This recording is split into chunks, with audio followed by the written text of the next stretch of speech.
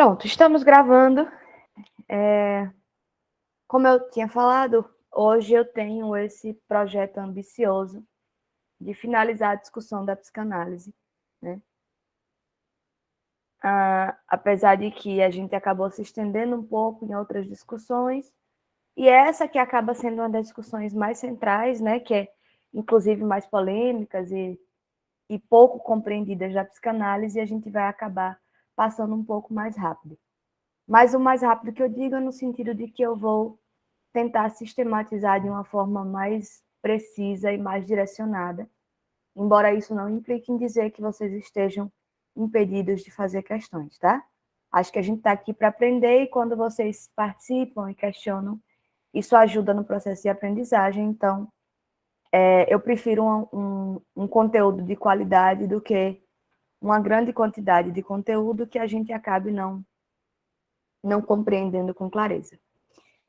As questões sobre esse material já estão formuladas, eu só não lancei ainda porque eu estava esperando realmente que a gente conseguisse finalizar a discussão, tá? Não só a gente, mas eu, como eu disse para vocês, eu tenho outra turma que também é de psicologia geral e eu estou conseguindo manter mais ou menos o mesmo ritmo com ela. Então, eu também tenho a pretensão de hoje ainda finalizar com a outra turma. E aí, sendo esse o caso, eu espero ainda hoje lançar esse material para vocês responderem, tá bom? Vamos lá. Eu só queria de vocês, né, considerando que os meus debatedores não chegaram ainda, eu queria saber de vocês onde foi que a gente parou, ou o que foi, porque eu lembro que eu tinha feito uma promessa de que eu ia discutir com vocês algumas questões relacionadas com o que eu chamei na aula passada de uma heteronormatividade da teoria psicanalítica, né?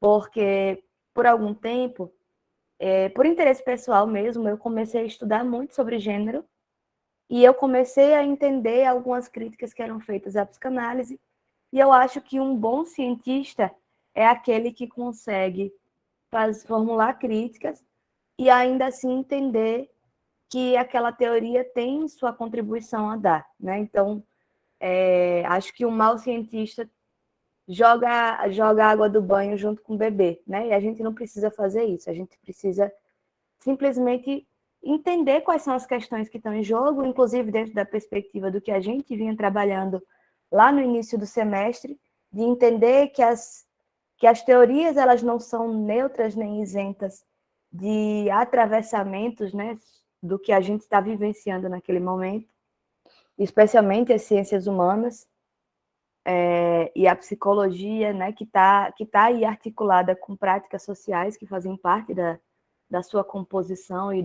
do seu funcionamento. Então, acho que a gente precisa fazer esse tipo de debate, e eu lembro que eu me propus a fazer isso. Mas tinha alguma questão que ficou em aberto que eu fiquei devendo discutir com vocês? Ou não?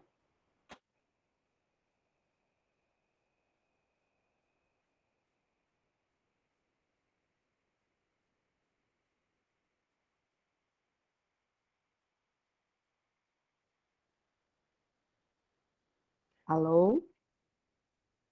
Tem alguém aí?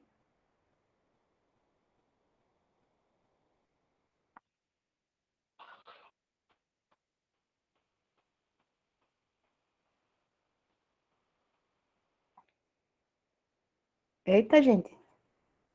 É só dizer sim ou não. Se não Eu tiver. tô caindo toda hora. Como Não, é? tá... Eu tô caindo toda hora porque a internet aqui quando chove. Mas Essa. você não deixou nenhuma questão não, pelo menos não que eu lembro. Tá bom, obrigada, Fátima. Então tá. Então eu vou começar por essa discussão, que eu lembro que eu disse que deixaria para hoje porque ela é um pouco mais extensa, embora, né, dentro do meu planejamento e da minha ambição do dia, eu não vou poder me estender tanto quanto talvez eu gostaria nela. Que é o seguinte, a gente falou, se eu não me engano, um pouco por alto da questão do complexo de Édipo, né? Porque entender a questão da sexualidade na psicanálise, em Freud, é entender, em primeiro lugar, que O que Freud está chamando de sexualidade diz respeito ao estabelecimento de vínculos afetivos, tá? Então, o que ele está chamando de sexualidade é justamente o fato de que parte do princípio de que um bebê humano ele nasce completamente desamparado, ele não sobrevive senão com cuidado de outros humanos, né, adultos. E então o que acontece é que no processo de cuidado desse bebê humano existe o que Freud vai dizer de um investimento sexual. E esse investimento sexual não tem nada a ver com sexo propriamente dito, mas tem a ver com cuidado, com carinho, com a questão afetiva. Né? Não à toa que alguns outros autores, depois de Freud, psicanalistas, vão discutir teorias sobre apego, discutir teorias sobre a importância do cuidado da criança em determinadas fases da vida, etc, etc. Então, em primeiro lugar, a gente precisa entender que o que está em jogo aqui, quando Freud está falando de fases psicossexuais, quando Freud está falando do complexo de Édipo, é justamente essa relação, né? Como é que essa relação que se estabelece entre os cuidadores e um bebê, como é que isso produz ali, né, constitui para aquele bebê uma possibilidade de construção de vínculos afetivos, como é que aquilo viabiliza a capacidade subjetiva daquela criança de estabelecer esse tipo de vínculo, tá? E como é que isso define o tipo de vínculo que vai ser construído depois. Então, o que acontece? Nas fases psicossexuais, que eu não vou entrar em detalhes, porque não me parece ser o mais importante aqui, a gente precisa entender o seguinte. Freud vai dizer que todas essas fases, né, que ele vai dizer que são a fase oral, a fase anal, a fase fálica, a fase de latência e a fase genital, tá? Essas fases, elas se sustentam em relações de ordem natural, digamos assim, no sentido de que são necessidades naturais do ser humano que estão colocadas e que vão se estabelecendo nas relações que eles vão construindo. Então, por exemplo, quando a gente fala de fase oral, a gente está falando justamente de uma necessidade primordial e básica de qualquer ser humano, que é a da alimentação. Então, para que um bebê se alimente, ele precisa mamar, né? Porque a primeira fonte de alimentação do bebê acontece pela via da sucção. Então, ele tem um movimento reflexo, que ele já nasce com esse movimento, que é o de sucção, e que viabiliza e possibilita que ele consiga amamentar. Só que esse processo de amamentação, que Freud vai dizer, é que não é simplesmente uma questão de sobrevivência pura, né? Que no sujeito humano, todo esse processo ele vai ser encoberto de muita afetividade. Então, a gente vê muito essa dificuldade, essa coisa do desmame, por exemplo, que às vezes a dificuldade não é só do bebê, é às vezes até maior da própria mãe, porque a mãe também se envolve naquele vínculo de afetividade que se constitui naquele momento. E aí, lembrem que Freud está falando o tempo todo sobre prazer e desprazer. Então, o retorno para aquele momento, né? A amamentação deixa de ser apenas ligada à sobrevivência. Ela passa a ser ligada para uma situação de prazer. Então, tanto que não é incomum a gente ver aquelas situações que até soam um pouco bizarras às vezes para a gente, que é assim, do menino muito grande já, ou que já está desmamado, vê o peito da mãe e vai, sabe? E vai assim como se estivesse vendo. Hoje em dia a gente faria isso com, sei lá, um bolo de chocolate, né? Eu gosto de bolo de chocolate, não sei vocês. Mas entendam que assim, tem algo que extrapola a mera sobrevivência, porque é justamente nessa constituição do vínculo, essa é a construção do vínculo que encobre esse processo que inicialmente era apenas de sobrevivência e de alimentação. Da mesma forma, a fase anal, ela vai estar ligada a esse momento do desfraude do bebê, né? O desfraude que diz respeito ao controle dos esfínteres. a criança começa a conseguir ou a aprender, né? A dizer, quero fazer cocô, quero fazer xixi. Então, ela vai pro troninho ou pro piniquinho, sei lá como é que a coisa funcione. E aí, isso diz, e aí percebam, tem a questão do controle. Então, o que está associado com a fase anal é a questão do controle e do estabelecimento de poder das relações.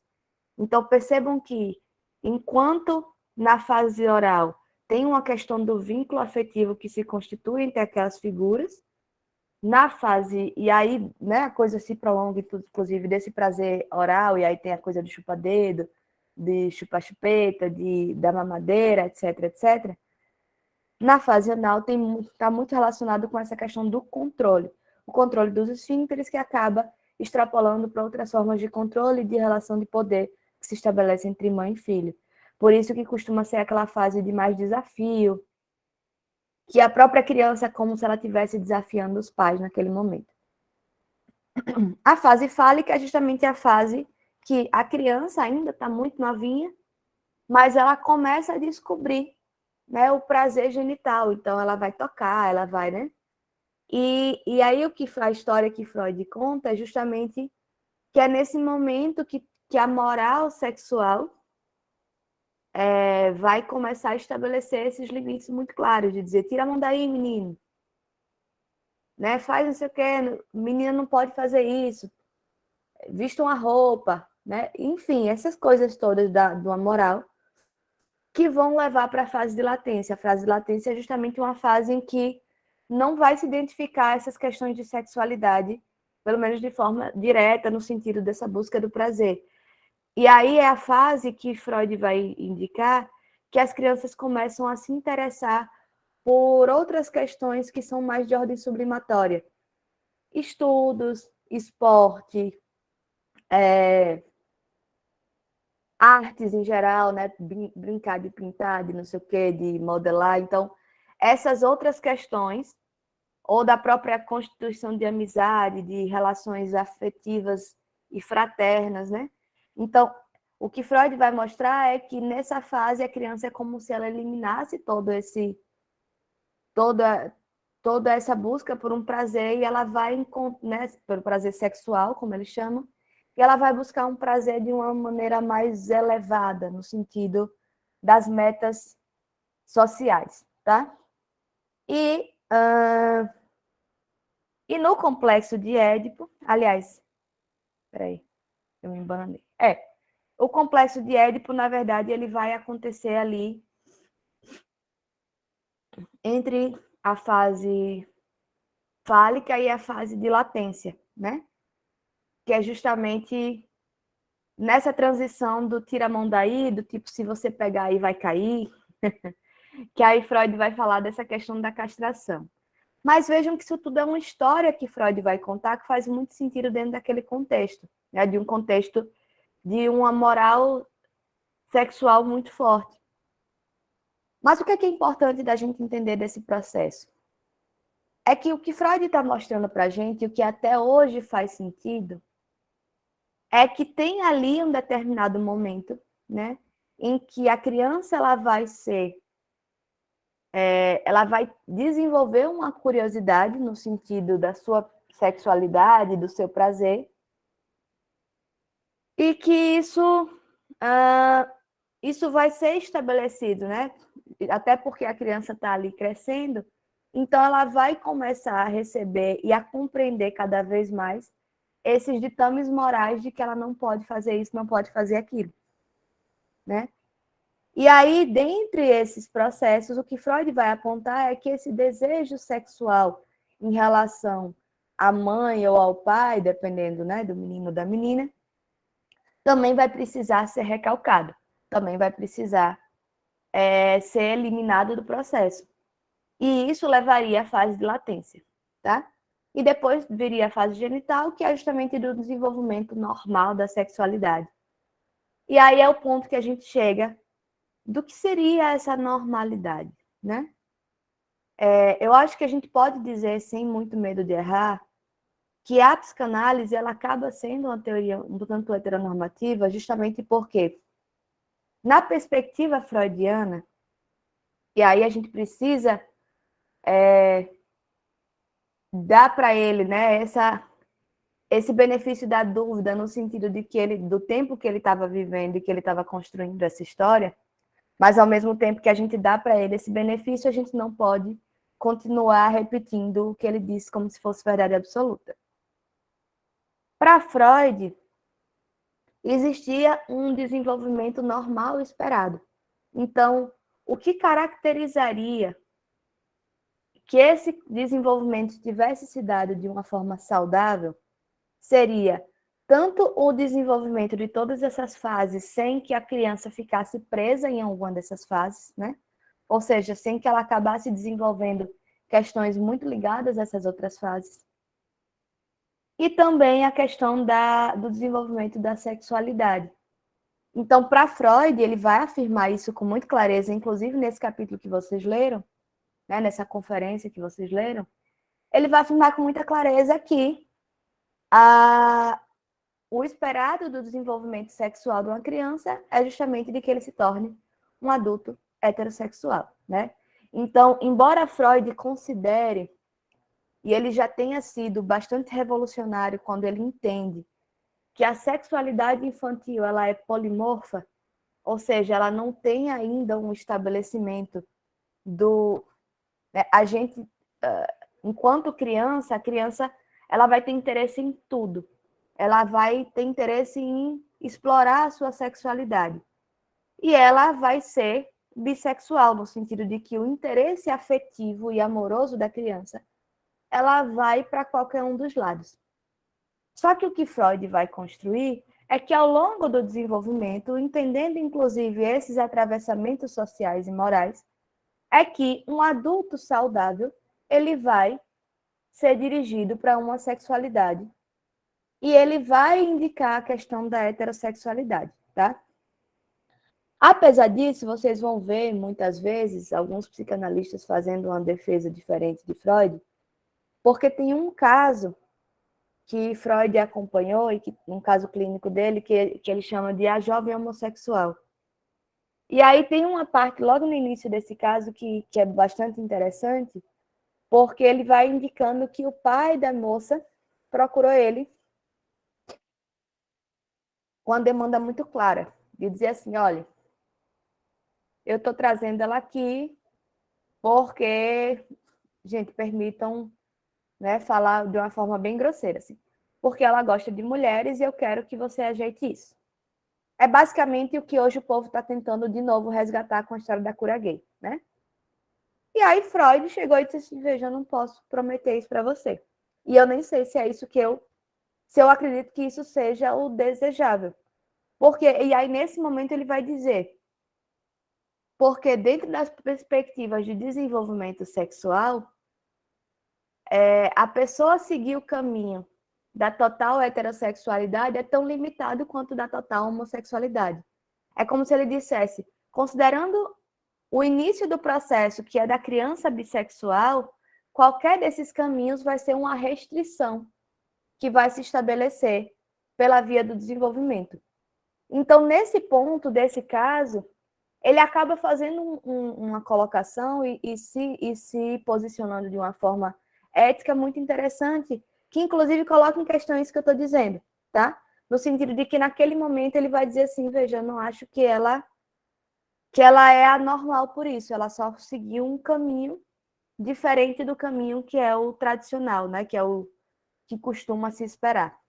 Mas, ao mesmo tempo, na leitura dessa lição, a gente entende que Freud está aí, ele se posiciona de uma forma bastante clara no sentido de uma suposta normalidade heterossexual, né? Tá, professora, mas por que você está dizendo isso tudo? Eu estou dizendo isso tudo porque, a depender dos caminhos que vocês vão estudar, né, dos caminhos que vocês vão seguir enquanto acadêmicos, pesquisadores, vocês podem acabar, é uma coisa muito comum, que vocês acabem se deparando com autores que vão discutir a psicanálise, que vão resgatar a teoria freudiana para falar sobre determinadas questões. Então, por exemplo, se vocês vão ler Butler, que é uma das figuras, né, mais hoje bastante conhecidas no campo do gênero, ela vai fazer críticas muito contundentes a essa perspectiva heteronormativa de Freud. E ela não está errada, né? Mas ela mesma vai dar a ele ela vai dar para Freud esse lugar de alguém que, de fato, conseguiu pensar sobre a questão sexual quando ninguém havia conseguido ainda.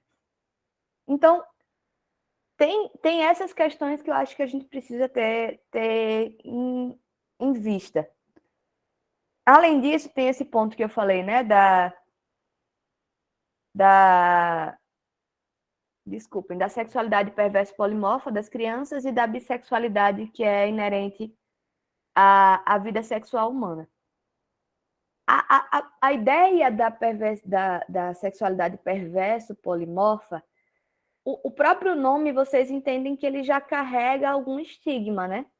Por mais que a gente entenda que o que Freud está dizendo é o seguinte, ele diz, olha, a criança, ela não tem restrição ali, ela está ali para explorar o mundo, ela está curiosa, ela quer entender como é que as coisas funcionam, ela quer buscar prazer. E ela, se ela encontrar uma forma de sentir prazer, ela vai buscar aquela forma novamente, né? Só que o que ele está dizendo é que existe uma dispersão aí nesse sentido dessa exploração, que ao longo do desenvolvimento humano, pelas experiências que a criança vai tendo, tanto no âmbito sexual mesmo, né, dos vínculos e dos sentimentos, das sensações, mas também no âmbito cultural, né, e moral, do que ele vai aprender que é certo e que é errado, dentro dessa relação, a criança ela vai abrindo mão, ela vai desistindo, digamos assim, dessas outras formas de exploração da sexualidade e do prazer dela, por formas que seriam mais admitidas ou aceitas socialmente. E por isso, inclusive, que o caminho acaba sendo muito o da heteronormatividade. Por isso, inclusive, que a gente ainda hoje, em pleno século XXI, se depara com uma dificuldade enorme de gente que quer sair do armário e não pode, né? E não se sente seguro, e não se sente confortável. E não é só uma questão de segurança no sentido de uma violência que pode sofrer, que infelizmente também é real, mas no próprio sentido da pessoa, de que assim, a heteronormatividade é isso, ser heterossexual supostamente é o natural, né? Então, se é o natural, eu não preciso nem comunicar. Já se espera de mim que eu seja. Se eu não for heterossexual, é que isso me coloca numa situação de precisar revelar para as pessoas. Entende? Então, tem de fato uma normatividade que estabelece que o normal, né, que o esperado é o desenvolvimento heterossexual, e aí as pessoas que não vão por esse caminho, que seguiram outro percurso e que têm uma orientação sexual diferente, essas pessoas, elas acabam tendo maiores dificuldades, aliás, tendo dificuldades que os heterossexuais não precisam ter na hora de reconhecer a expressão da sua sexualidade, né? E aí percebam que junto disso, a gente quando fala sobre sexualidade, a gente quando fala sobre essa discussão, a gente acaba falando também muito da discussão de identidade de gênero, né? A própria luta LGBTQIA+, ela vai ali, ela mistura elementos de ordem sexual e de ordem da identidade de gênero, né? E isso é importante no sentido mesmo de estabelecer comunidades e estabelecer grupos que possam fazer lutas em comum, mas ao mesmo tempo a gente acaba percebendo que as pessoas, não as próprias pessoas da comunidade, mas as pessoas em geral, confundem o que é da ordem da sexualidade e o que é da ordem da identidade de gênero.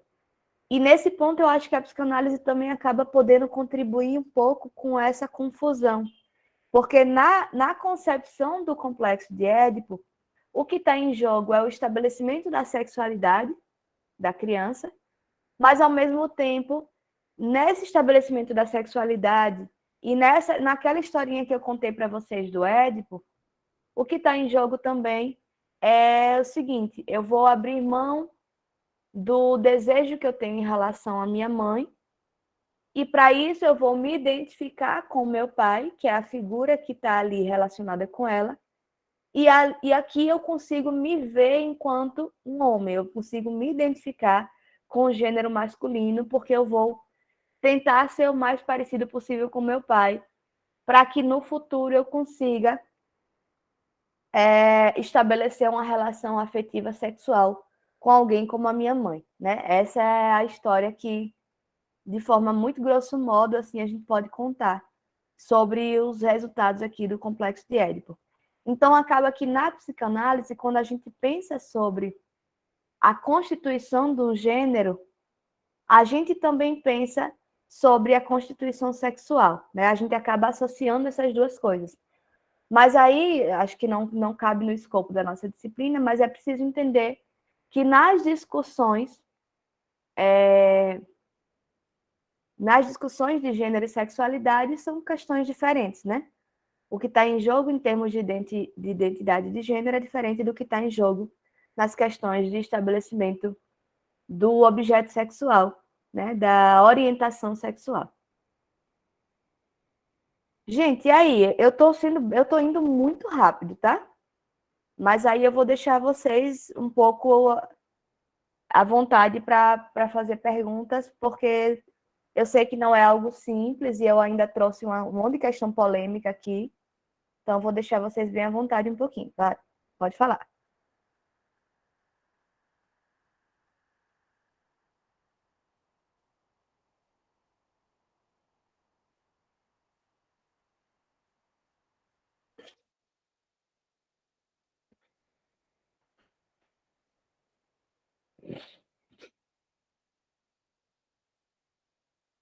Ninguém?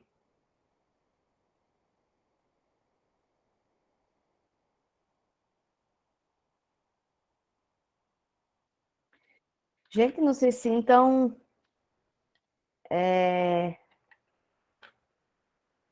proibidos de falar, não, tá? Eu acho que a ideia é justamente que a gente possa discutir. É como eu disse, eu tenho essa ambição de terminar isso hoje, mas acho que a gente não pode fazer isso em detrimento da possibilidade de compreensão de vocês. E eu realmente não acho que essa discussão seja uma discussão simples, não. Então,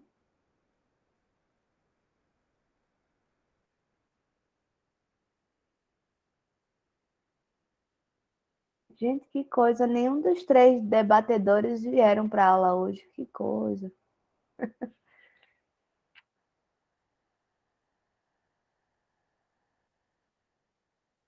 Será que foi a chuva, professora? É possível, é possível. Ou porque a internet fica ruim, ou porque dá vontade de não sair da cama, né? Eu não tenho É esse das duas, privilégio. uma. Eu prefiro pensar que foi a internet. Porque, francamente, se eu pudesse, eu tava na minha cama até agora, gente. Tava bonzinho demais com essa chuva. A sorte foi que eu acordei mais cedo. Eu acordei 5 da manhã, aí não tava. Então eu Aham. levantei um pulo da cama, tava tranquilo, mas depois começou a chover, né? Realmente, enquanto tá chovendo, fica mais difícil. Mas e aí, Lúcio? Você não tem questão, não? É prosseguir, então? Professora, não tenho, não. Não foi difícil de compreender o pensamento de Freud. Não, é porque Com, não é com nem questão relação de a ser isso. difícil, mas é porque eu já estava imaginando que essa discussão, né, como uma discussão que está muito presente hoje, né, eu achei que talvez isso pudesse mobilizar algumas questões mesmo, né, inclusive nesse sentido. Por exemplo, uma questão que eu recebo muito enquanto psicanalista é dentro dessa discussão, assim, de que porque as pessoas, né, por exemplo, uma pessoa que é homossexual, ela costuma dizer que ela nasceu homossexual, né? E aí, na perspectiva psicanalítica, ninguém nasce homossexual e ninguém nasce heterossexual, é uma construção. Porque para Freud, toda criança, ela é tudo, tá? Toda criança, ela tem esse interesse disperso, é um interesse sexual disperso. E isso vai se estabelecendo ao longo do processo de desenvolvimento. Só que o que é preciso corrigir né, de algumas declarações muito preconceituosas que são feitas, é que uma pessoa que acaba seguindo o caminho da orientação homossexual não é porque teve desvio no desenvolvimento, é porque o desenvolvimento dela, né, a história dela, o que ela vivenciou, levou ela para aquele caminho. Do mesmo jeito que a história de outras pessoas levou ela para o caminho da heterossexualidade. E só que aí tem toda essa discussão, que é uma discussão muito mais política, né? Da heterossexualidade compulsória, por exemplo, porque muitas vezes as pessoas se entendem como heterossexuais, não necessariamente porque sejam, mas porque é o natural, né? Porque é o que tá sendo, é o que é esperado e estabelecido socialmente. Então, por isso que é tão difícil, né? Por isso que é muito mais difícil para as pessoas se dizerem homossexuais. Eu tô aqui lembrando, tem uma série adolescente muito bonitinha que está passando na Netflix, que é Heartstopper, o nome da série. E é de um adolescente, aliás, de alguns adolescentes, mas tem um que é homossexual, e aí ele tem um crush no coleguinha, que é um cara que é atleta, que é super másculo, né? Todo mundo já pressupõe que ele é heterossexual, ele inclusive se vê como heterossexual. E aí, como sempre, eu vou dar spoiler para vocês. E aí esse menino começa a se sentir atraído pelo colega, esse que supostamente é heterossexual, e ele vai se descobrindo bissexual, né? E aí a gente acompanha ao longo da série todo um sofrimento desse menino, de poder reconhecer esse sentimento que ele está tendo, né? E como é que a própria relação com esse outro que é homossexual acaba sendo atravessada por uma série de conflitos, não porque de fato haja dúvida de que há uma atração, de que eles se gostam, mas porque tem toda uma dificuldade mesmo de reconhecer, de poder reconhecer esse sentimento e essa orientação da parte deles, né? Então, assim, acho que é uma série adolescente que é muito, muito bonitinha. E ela parece ser bem, tipo assim, bem bobinha. Mas é isso, ela traz umas questões que são interessantes até para essa nossa discussão, né? De tipo, de como acaba sendo tão difícil para as pessoas poderem reconhecer essas outras expressões da sua sexualidade, né? E aí tem outras questões também envolvendo gênero que têm sido também discussões pautadas. Por isso que eu estava achando que talvez houvesse mais questões, né? Porque é uma discussão que está muito posta e que às vezes coloca uma série de questões para a gente. Diga aí, Cecília. Oi, professora, bom dia. Oi, gente. Então, a senhora falando clareou um pouco algumas ideias na minha cabeça agora. E aí eu tenho coisinhas para falar. Em relação a isso que a senhora trouxe, me veio a ideia de que durante as fases de crescimento, a gente tende a ter comportamentos ou tende a achar que a evolução é heterossexual. É tanto que os primeiros choques que a gente tem não é para afirmar a heterossexualidade, é para reafirmar qualquer outra forma que não seja a tida normal dentro da sociedade. Então, tipo, gera toda uma dinâmica muito de confusão, como a senhora trouxe dentro dessa série. E assim, acho que tem uma questão, né, dos papéis de gênero, por exemplo, que hoje é algo mais abertamente discutido, mas assim, tem uma história, eu lembro de uma história que um amigo meu, um colega do trabalho, desculpa, começou a fazer um barulho no meu fone. Ele teve uma filhinha, e aí nos juntamos, outros colegas do trabalho, para comprar um presente e para fazer uma visita.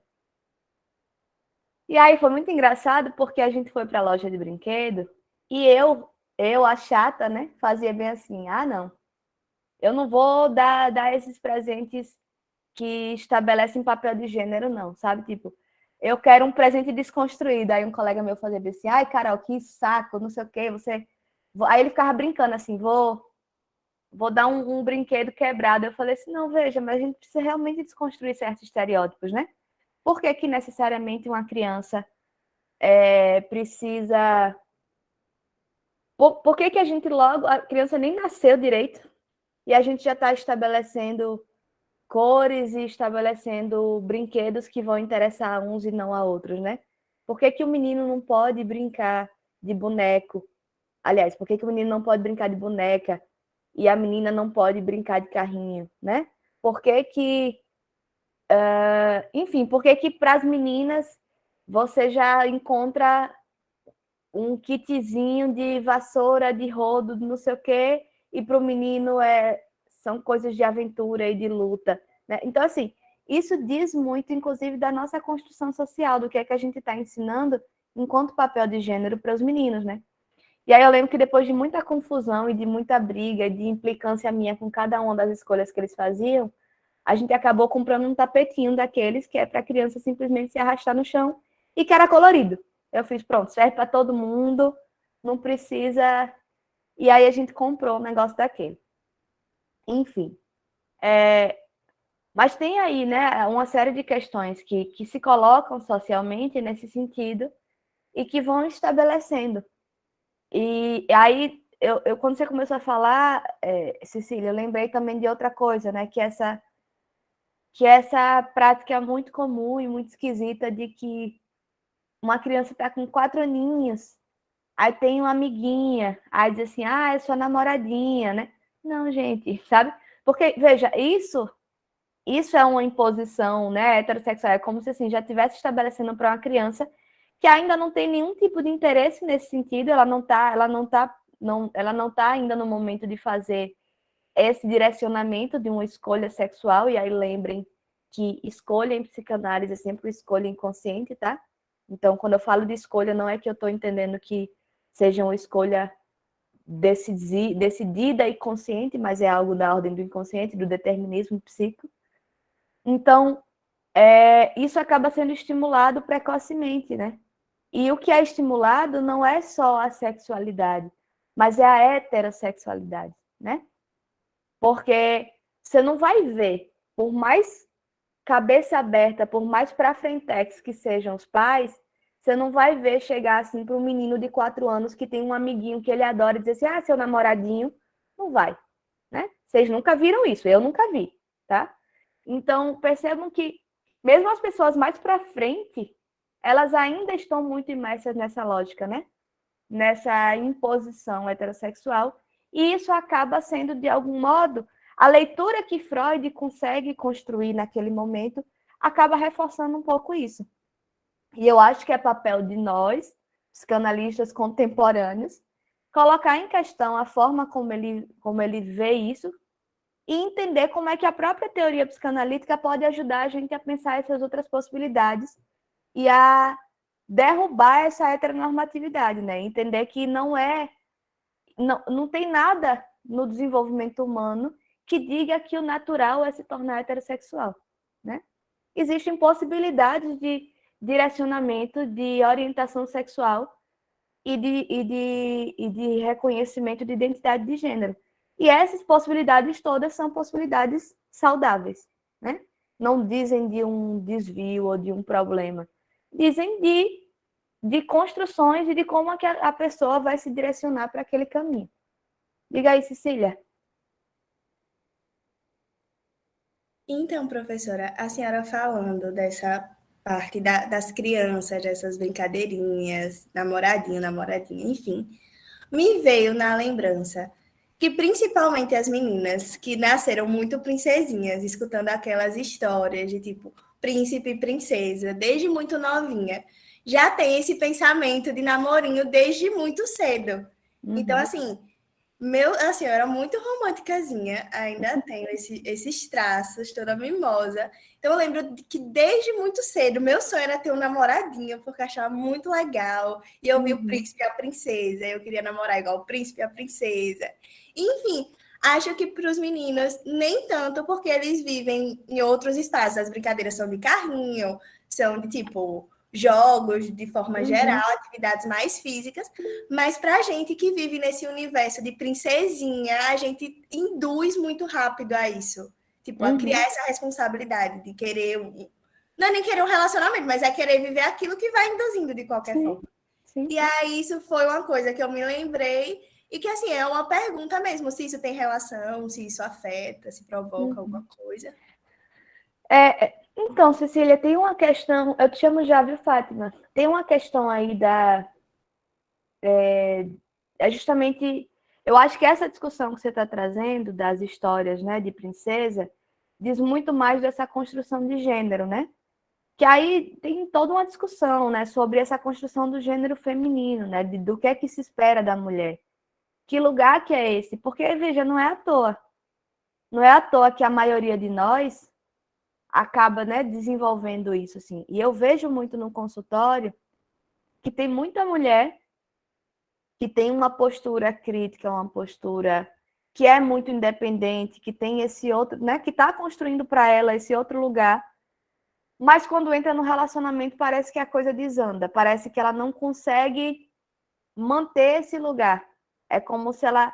É porque tem aí uma construção mesmo de gênero que diz que para a gente se identificar enquanto mulher, a gente precisa também, é como se viesse no combo, uma expectativa de um casamento, de um lugar social de esposa de alguém, né? E isso as histórias infantis de princesa, de fato, reforçam muito. Porque isso constrói para a gente uma noção do que é o gênero feminino. E aí, no processo de identidade de gênero, se eu me identifico com o gênero feminino, esses elementos que acabam estando associados ao que é o gênero feminino, eu acabo incorporando de alguma maneira, tá?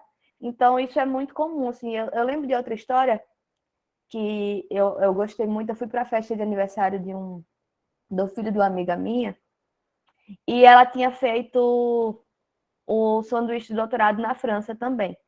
Só que aí, quando ela já foi com o filho, com o marido, né? E aí o filho ficou encantado com os castelos na França, não sei o quê. E aí, quando ela voltou para cá, ela fez um aniversário que era uma coisa meio medieval. Então, todas as crianças da cidade... Agora, veja que coisa... eu não tenho outra palavra, eu vou chamar de bizarro, porque é o comum, mas é um comum que para mim ainda é bizarro, assim. Ela fez, muito cuidadosa da parte dela, assim, de pensar essas brincadeiras para a festa. As lembrancinhas das crianças eram espadas para os meninos e tiarinhas de princesa para as meninas. Então, tinham filas diferentes, generificadas, para pegar essas lembrancinhas. Só que teve uma menina que eu achei ela maravilhosa, porque ela foi lá, pegou a tiara dela, depois ela foi para a fila da espada e pegou a espada e botou nas costas. E aí ela fazia assim, eu sou uma princesa guerreira. E ela começou a brincar de espada com os outros meninos. E eu achei muito bonitinho porque, assim, ela não aceitou esse lugar de que eu só podia pegar a tiara. Só que, ao mesmo tempo, a problematizadora, esse povo que não sabe curtir uma festa e comer os docinhos de boa, né? Fica pensando nas coisas. Ao mesmo tempo, eu ficava pensando assim, e se fosse o contrário? Se fosse um menino que fosse lá, pegasse sua espada e depois resolvesse pegar a tiara de princesa? Será que ia ser tão bem aceito? Porque a menina, as pessoas só chegaram a dizer assim, não, você é a tiara. Ela fez, não, eu sou uma princesa guerreira, eu quero uma espada também. E aceitaram, né? E aí as pessoas acham bonito, tipo, olha, que menina, né? Que coisa, ela tá... Mas se fosse um menino que dissesse, tá, eu quero a espada, mas eu também quero uma tiara, pra eu me sentir bonito. Será que isso ia ser bem aceito? Será que as pessoas iam simplesmente dizer que a fila não era para ele, né? Então tem aí uma série de questões que são de ordem social e que a psicanálise não está alheia à ordem social das coisas. Mas o que eu quero dizer com isso? Eu acho que eu já disse, mas eu vou reiterar porque às vezes eu fico deambulando e aí vocês podem se perder. Eu acho que essa discussão que você traz, Cecília, ela de fato, ela é importante, né, para a gente pensar sobre essas questões de desenvolvimento a partir da psicanálise, mas eu acredito que é muito mais no sentido assim, de que construção social que a gente tem do gênero, e a partir do momento que eu enquanto menina, vou me identificando enquanto mulher, né?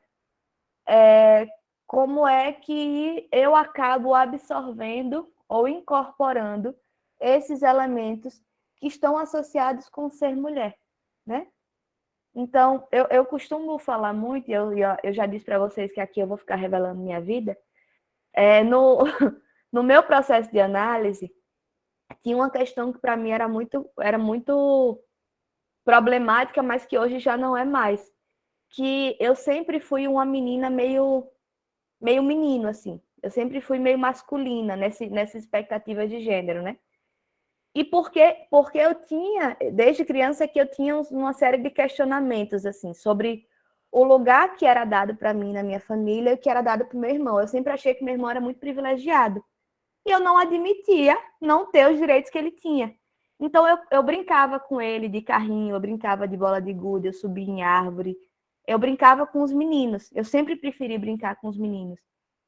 Mas não porque eu me identificasse enquanto menino, só que era como se eu estivesse dizendo assim, eu também quero ter direito a isso tudo, né? E aí ao longo da minha adolescência, eu tive questões sobre isso, assim, sabe? Tipo, sobre essa coisa da feminilidade, né? Que nunca foi uma característica muito especial da minha parte. Então, tem aí umas questões, porque na perspectiva da minha história pessoal, era difícil naquele momento, pelo menos enquanto criança e adolescente, eu assumir essa identidade de mulher e abrir mão ao mesmo tempo de outras questões que eu associava com a identidade masculina e que eu queria para mim, porque eu achava que era direito meu, né? Eu queria ter aquilo também. Então, fazer essa construção para mim foi algo um tanto confuso na minha vida. E aí, depois de um tempo, eu consegui, né, levar de boa, assim, continuo sendo uma pessoa pouco feminina, eu acho, né, nessa perspectiva de gênero, mas me entendo como mulher. Então, assim, mas tem uma desconstrução que é preciso fazer, né, para a gente poder encontrar esse caminho. E são essas as questões que Freud está apontando aqui na perspectiva, né? Só que quando Freud conta a historinha, ele conta como se a menina se identificasse necessariamente com a mulher, com a mãe e o menino com o pai. E a gente já entende hoje que não é assim, né? Que a identidade ela vai se dar justamente a partir desses elementos que a pessoa entende ser importante incorporar para ela ser o que ela quer ser, ou para ela ter o que ela quer ter. Como no meu caso, eu queria ter certos direitos que eu entendia que eram exclusivos do homem, e nesse ponto eu acabei me identificando em muitas questões com meu pai, desse lugar que ele ocupava enquanto homem, né, e que meu irmão incorporava mais naturalmente, mas eu também queria para mim. Então, percebam que tem essa questão da identidade, ela é muito mais complexa, né? Não é isso, eu sou mulher, eu sou menina e me identifico com a mulher, eu sou menino e me identifico com o homem. Mas tem uma composição de identidades, inclusive com outras pessoas do nosso convívio, que vão compondo ali quem a gente vai se constituir. E dizer se homem ou mulher diz muito mais respeito ao que é considerado socialmente como ser homem ou ser mulher, do que de fato com algo de ordem natural, né? E aí eu acho que a psicanálise pode ajudar a gente a pensar isso. A constituição, né? Como é que se dá essa passagem, essa construção da sexualidade e do gênero, que são duas coisas diferentes, mas que de alguma forma estão ali, né, sendo construídas em paralelo. A gente ainda pode pensar dentro da perspectiva psicanalítica, mas tem outras construções possíveis. Inclusive o próprio Jacques Lacan, que é um psicanalista que veio depois de Freud, ele já reformulou a questão do Édipo, por exemplo, para pensar ele menos como essa historinha do romance familiar que Freud conta, e mais numa perspectiva estrutural, de entender que funções que se exercem nessas relações e que estabelecem esse meu desenvolvimento, né? Que estabelecem o desenvolvimento da minha identidade ou da minha sexualidade. Fátima, desculpa, eu demorei muito, pode falar. Professora, na verdade, eu acho que nem tem mais muito o que eu falar, porque eu ia falar justamente isso que a senhora acabou falando. Quando a Ana Cecília comentou, eu lembrei de uma conversa que eu tive uma vez com uma amiga. E aí, talvez eu entre em um outro assunto. Mas aqui a gente falava assim, que a menina, desde pequena, desde criança, ela já traz praticamente assim, sobre os ombros o peso da responsabilidade de uma mulher. Tipo, é como se as pessoas quisessem ensinar a menina como ela deve ser quando ela for uma mulher. É tanto que o brinquedo da menina é o quê? É panela, é boneca, e a boneca, a mãe vai e diz, sua filha, não sei o que. Não só a mãe, na verdade, assim, todas as pessoas que né, são diretamente ligadas a ela, personificam a filha na figura da boneca, e aí a menina vai aprender a ter responsabilidade. Ela tá chorando, faz ela parar de chorar, troca a fralda, troca a roupa, essa coisa toda. Enquanto o menino não. O menino é brincar de bola, jogar videogame, talvez isso agora seja um pouco alterado no cenário pós-pandemia, porque assim, durante a fase da pandemia, a gente viu que as crianças elas ficavam muito fixadas nas telas, né? Mas eu percebo assim que isso traz para a gente efeitos na vida adulta. E antes mesmo da vida adulta, principalmente na adolescência, a gente vê que, vamos combinar, as meninas, elas são muito mais maduras que os meninos. Você pega uma menina de 14 anos e um menino de 14 anos e você percebe claramente a diferença. Então, eu conversando com essa minha amiga, a gente estava atribuindo isso principalmente à infância. Porque desde muito cedo, a menina ela é ensinada a ter responsabilidades. E eu, por exemplo, na minha casa, um primo morava comigo. E eu lembro que se a gente pedisse para o meu primo varrer a casa, o meu avô não gostava. Ele falava, isso aí não é coisa de menino fazer, não, que não sei o que, que não sei o que. E, tipo, qual o problema de um menino ajudar nas tarefas domésticas? Já a menina, quando ela recebe um espaço para ela é responsável pela organização, pela limpeza do espaço, entendeu? Então, assim, quando a Ana Cecília estava falando, eu estava lembrando disso, mas meio que a senhora já... Não, mas é bom, assim, você traz outros elementos, né, que eu acho que são elementos interessantes. Eu só queria ressaltar o seguinte, Fátima, é de que, assim, o que a gente está discutindo aqui agora, né, é em termos de construção desse papel de gênero, né? E isso não é pautado pela psicanálise. O que a psicanálise vai construir é justamente de entender, ao longo do desenvolvimento infantil, como é que esses papéis vão sendo definidos em cada sujeito, tá? E, então, assim, a partir do momento, é como eu estou dizendo, a partir do momento que eu me identifico como mulher, eu vou incorporando alguns elementos que eu aprendi que tem relação com a mulher. Então, essas discussões sobre papel de gênero, né, elas precisam, de fato, serem questionadas, porque é o seguinte, veja, eu precisei de uns anos de análise para entender que eu podia me identificar como mulher, sem precisar ser feminina ou ser super vaidosa, e sem precisar sonhar com o fato de ser mãe, né? Porque a ideia da maternidade também acaba se tornando inerente a esse lugar da feminilidade e de ser mulher no mundo.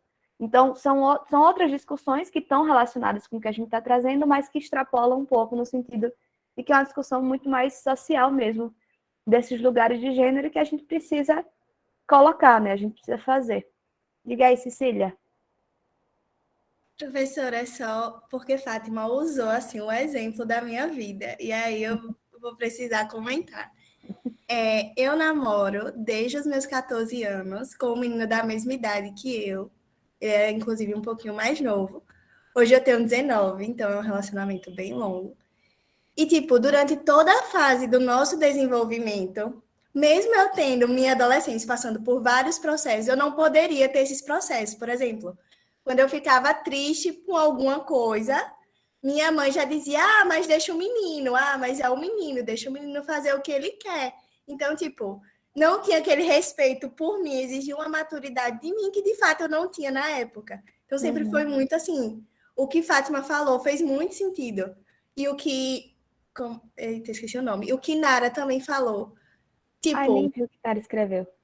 disse que os meninos podem ser meninos sempre, tipo, deixa o menino. Ou quando eu ficava triste com alguma coisa, ninguém nem sabia o que era, que eu tava triste, nem nada.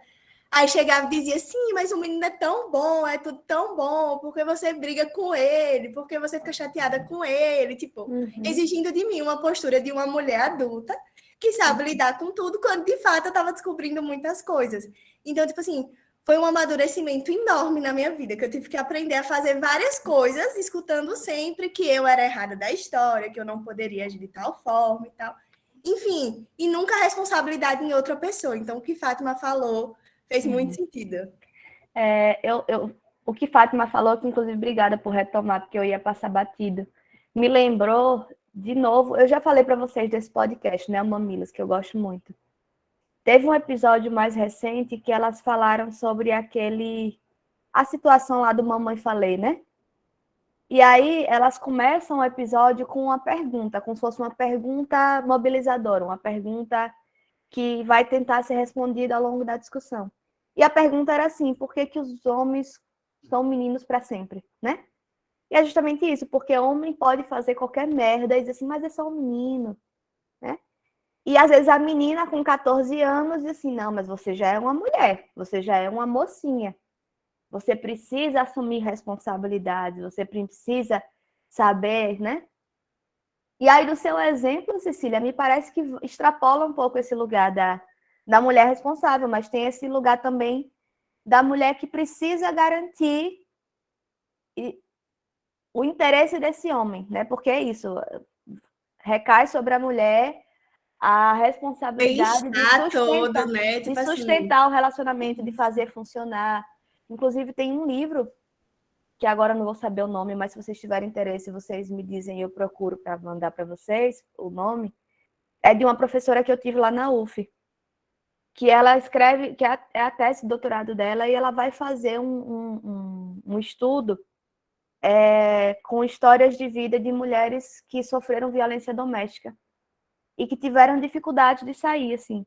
E ela vai fazer uma análise que, para mim, o que me chama mais atenção é que o que ela coloca como tese central é justamente de que todas essas mulheres, elas tinham para elas uma convicção de que elas tinham a responsabilidade de manter a família. Então, por mais que elas estivessem sendo violentadas, elas continuavam sustentando a responsabilidade de manter. Então, elas tinham que suportar as coisas, elas tinham que... E elas se colocavam nesse lugar de culpadas, de se isso está acontecendo, fui eu que fiz algo errado. E isso é de uma construção social da mulher, né? E que a mulher é responsável sempre por garantir e sustentar as relações, e de que a mulher precisa priorizar ter um homem do lado dela. Gente, eu lembro até hoje, assim, eu com mais de 30 anos, terminei um relacionamento de 13 anos. E aí minha avó, até eu começar a me relacionar de novo, minha avó fazia bem assim, minha filha, você não acha que é melhor voltar para ele, não? Porque era um desespero, como se assim, mas você sozinha, sabe? Aí eu fazia, vó, mas eu tô melhor sozinha do que com ele. Não, minha filha, mas você precisa ter um marido. Você precisa, né? Porque, veja, a mulher, ela não está completa se ela não tiver um marido e um filho também, né? Então, tem todas essas questões aí, mas que eu gosto muito de discutir essas coisas, mas eu acho que, né, a gente já está indo para outras discussões. Eu vou tentar retomar aqui as questões mais conceituais para a gente, enfim, tentar fechar essa discussão. Então, o que é que eu consegui trazer até agora, né? Eu falei dessa questão da sexualidade infantil, de como é que acontece a questão das fases, né? De como é que elas estão apoiadas em necessidades, de fato, de ordem natural, biológica, de que o processo de desenvolvimento está relacionado também, né, com essas questões sociais e morais, né, do que é permitido, do que não é. Então, quando o Freud ele vai dizer que o desenvolvimento sexual do sujeito humano ele vai do autoerotismo à escolha, que é inconsciente de objeto, ele vai dizer que isso está envolvido, está relacionado com processos de educação e de repressão. Significa dizer que, ao longo desse processo, a criança vai vivenciando essas experiências de ordem sexual, com relação à exploração do próprio prazer e do que elas vão sentir, e de buscar sentir essa sensação de prazer de novo. Mas, ao longo desses processos de educação, né, e de repressão moral, a criança vai aprendendo que certas coisas não podem, então vai desenvolvendo sentimentos de pudor, de nojo, e a moralidade de forma geral. E aí o que Freud vai falar sobre a neurose, esse é um ponto conceitual que é importante, é o seguinte: a neurose ela costuma estar relacionada com um ponto de regressão. O que é que ele quer dizer com isso? As estruturas clínicas para Freud, elas estão associadas, cada uma delas está associada a um desses momentos do desenvolvimento psicossexual. Então, o que ele vai dizer é o seguinte: se a criança ficou fixada numa fase, e aí o ficar fixada no sentido de que ficou uma marca ali mais forte naquele período, no processo de adoecimento, quando a pessoa estiver lidando com os conflitos e for responder com o sintoma e com a doença, ela provavelmente vai resgatar ou vai voltar para aquele ponto de fixação. Então, de forma muito grosseira, gente, muito, muito grosseira, o que Freud vai dizer é que a histeria ela está relacionada com a fase oral, a neurose obsessiva com a fase anal. E aí tem, né, as psicoses e as perversões, elas têm outro mecanismo de funcionamento que não, né, que tem a ver com um processo pré-edípico, assim, de como é que não se dá esse desenvolvimento edípico da forma esperada. Enfim, eu não vou entrar nesses detalhes, porque vocês não são psicólogos e não têm necessidade, mas só para vocês terem esse entendimento do que é a concepção de regressão para Freud. Ele vai entender que em determinadas situações de conflito, de sofrimento mental, a pessoa ela vai acabar, é como se ela voltasse para aquele ponto de fixação, né? Então, eu vou usar o da neurose obsessiva porque eu acho que é mais fácil de exemplificar. As características da neurose obsessiva estão muito relacionadas com essa tentativa de controle. Então, essas pessoas que são muito mais controladas, muito mais organizadas, né, que têm essa necessidade de controlar tudo, elas geralmente, não sempre, tá?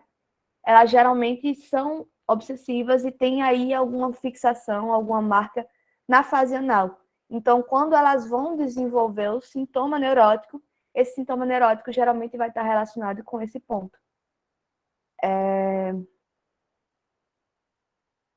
E aí que é o conceito, né, de fixação. Assim. Tem uma marca que se estabelece nesses pontos e que vai virar um ponto de fixação e de regressão numa situação de adoecimento.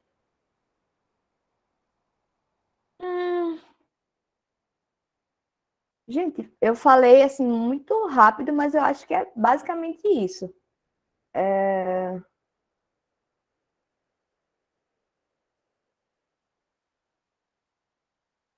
Acho que é basicamente isso. É porque tem outras questões conceituais na psicanálise que a gente poderia discutir, mas não, né, vai sair um pouco da discussão, do que a gente está trazendo aqui enquanto conceitos centrais, para a gente entender a proposta da psicanálise. E aí, gente, alguma dúvida? Professora, não tive não. Ótimo. Então, vamos seguir. Fui ajeitar minha cadeira, que ela tinha baixado. Então, eu vou para a quinta lição, porque aí a gente fecha a psicanálise e a gente já define os debatedores para os textos sobre behaviorismo, tá? Então, vamos lá. Na quinta lição, basicamente o que Freud vai fazer vai ser um resgate do que ele já estava construindo até aqui e uma espécie de finalização, de fechamento dessa discussão. Então, ele vai dizer o seguinte: a neurose, né? A neurose ela é uma forma de satisfação substitutiva. Isso a gente já falou, inclusive, na terceira lição, quando a gente estava falando dos atos falhos, dos xistes, da interpretação dos sonhos, né? As formações do inconsciente são formações substitutivas, que é uma espécie de... é uma maneira de encontrar uma satisfação parcial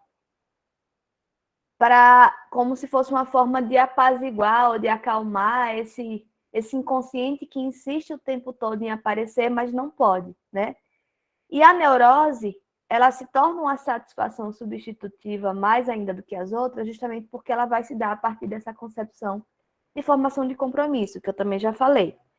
Então, estabelece-se ali um compromisso que é como se fosse uma negociação entre o conteúdo inconsciente e a resistência que não está permitindo que ele passe para a consciência. Ele vai dizer assim, tá bom, você vai, contanto que você fique quietinho e passe desapercebido, né?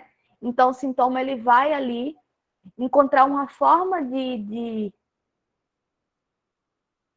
funcionamento que não permita perceber qual a relação dele com essas questões inconscientes que não podem ser reconhecidas, tá? Por isso que a neurose ela está muito associada com a ideia de fuga de realidade, pela via da fantasia. E aí percebam a grande diferença, gente, entre a ideia de fantasia e a questão das alucinações. As alucinações são sintomas de ordem psicótica, ou seja, são sintomas em que existe uma situação de perda da realidade. Uma pessoa que tem alucinação, ela literalmente acredita no que ela está ouvindo. Ela acha que tem alguém de fora que está ali dando ordens para ela, que está dizendo certas coisas, ou que ela está vendo, né? Então, tem ali, falta uma prova de realidade. Ela não consegue identificar como é que aquilo não tem relação com a realidade. A fantasia é diferente. Deixa eu dar um exemplo bem simples. Eu tenho certeza que, se não todos vocês, mas a maioria de vocês, já se viu numa situação assim, de se imaginar, depois de se formar, de ter um emprego super bem-sucedido, de ter dinheiro, de não sei o quê. Ou então, vou fazer um concurso, aí você está começando a estudar, e quando você vê, você passou 2 horas sem estudar, porque você está pensando como é que vai ser sua vida quando você for rico e concursado, né? Ou então começa a ficar com a pessoa e já está aí pensando no casamento e como vai ser bonito, etc, etc. Veja, isso é da ordem da fantasia, né? A Fátima já está confessando aqui que faz isso todo dia. Eu também sou um pouco assim, viu, Fátima? Eu faço muito isso também. Eu às vezes fico irritada comigo, porque às vezes a gente deixa de fazer o que tem que fazer para ficar sonhando, né? Mas, enfim, Professora, se não for esse momento do sonho, a gente não consegue fazer, não, porque se a gente não pensar nisso, a gente só vai ver a tragédia e o sofrimento de ter que botar o bumbum na cadeira e ir. Perfeito, Tem que Lúcio, ter esse perfeito. momento. Não, o Lúcio, inclusive, acabou de explicar, né, teoricamente, o que é que acontece. Veja, é justamente isso. Vocês estão entendendo o que eu estou falando aqui de satisfação substitutiva, né? Que é justamente o seguinte, eu não tenho como alcançar a satisfação total, que o meu grande desejo imediatamente, então eu vou me contentando com satisfações substitutivas. E a fantasia funciona assim, né? A fantasia, ela funciona como essa possibilidade que a gente tem de ir sentindo esses pequenos prazeres, que às vezes ainda não são, né, estão bem fora da realidade. Mas percebam que a grande diferença da fantasia para a alucinação é que a gente sabe que é uma fantasia. Tanto é que a gente está lá e diz assim, eita, peraí, deixa eu voltar a estudar, porque se eu não continuar estudando, não adianta que eu não vou chegar nesse ponto, né? Então, a gente usa esse sonho, essa fantasia, para se estimular, inclusive, a fazer o que a gente tem que fazer. A sentar a bunda na cadeira e passar por aquelas horas desagradáveis que a gente preferia estar na praia tomando uma cerveja, né? Então, tem uma função psíquica importante. E essa é a função da fantasia para a psicanálise e para Freud, né? Ela permite que a gente consiga encontrar satisfações de caráter substitutivo ou de caráter provisório para dar conta de um princípio de realidade, da realidade que eu estou vivendo hoje, que é o que eu tenho que viver. Então, por exemplo, e isso é muito comum com concurseiro. Concurseiro é um bicho que se lasca, né? Porque ele não faz nada na vida a não ser estudar. Estuda, estuda, estuda, estuda, estuda, estuda. E aí, volta e meia, ele vai parar e ele vai sonhar, tipo, ai, quando eu passar nesse concurso, eu vou fazer isso e vou fazer aquilo, né? E aí, quando ele veio, passou 1 hora e ele não estava estudando. Mas veja, tem ali algo da ordem, né? Que isso que Lúcio explicou. Tem um sonho ali que de alguma forma me motiva. Me tira um pouquinho do meu foco? Me tira, mas é de uma forma também para eu conseguir produzir sentido para aquilo que eu estou fazendo, porque senão eu largo tudo para casa da porra. Eu digo assim, tá bom, cansei, vou para a praia tomar minha cerveja. Não hoje que está chovendo, mas assim, vou fazer outra coisa que é mais agradável, vou sair com a galera, vou desistir de tudo. Então tem uma função aí importante, né? E aí, o que Freud vai falar sobre a fuga da realidade é que ela também pode se dar pela via da regressão, que era isso que eu estava falando para vocês. A questão da regressão é que tem alguns pontos, né? Algumas marcas que a gente vai deixando ao longo da vida, na nossa história, e que numa situação de aperto, a gente volta para ali. Então, eu vou dar exemplos bem sutis, tá? Por exemplo, tem aquele conceito que é muito americano, que é de comfort food, né? De aquela comida que dá conforto. Veja, a comida que dá conforto, eu não sei se vocês têm a de vocês, eu tenho as minhas. Se vocês forem analisar bem, geralmente são comidas que a mãe de vocês preparava na infância, que está associada a uma situação afetiva, uma situação de aconchego, de acolhimento, né? Então, às vezes não é nenhuma comida mais gostosa que você tem para comer. Às vezes você gosta de comer outras coisas muito mais. Mas tem aquele momento que você está assim, tão agoniado, você diz assim, eu quero aquela comida, porque ela remete a todos esses sentimentos. É mais ou menos essa ideia, de que você vai voltar ali para um ponto, só que, claro, isso aqui a gente está fazendo de uma forma muito mais saudável, né? Que a gente vai se utilizar do que aquela comida representa, ou do que ela traz de volta para a gente, daquele tempo, para a gente poder lidar com aquele sentimento. Mas o processo de regressão ele pode se dar de uma forma muito mais complicada, inclusive no sentido de adoecimento, de retorno a certas etapas, que é como eu falei, né? Na neurose obsessiva, geralmente se resgata algumas questões da ordem da fase anal, que podem, né, produzir aí uma série de sintomas que só num processo terapêutico que vocês poderiam entender melhor. Ou talvez se vocês fossem se formar em psicologia, fizessem um curso de psicanálise. Mas eu vou dar um exemplo que é menos sutil, né?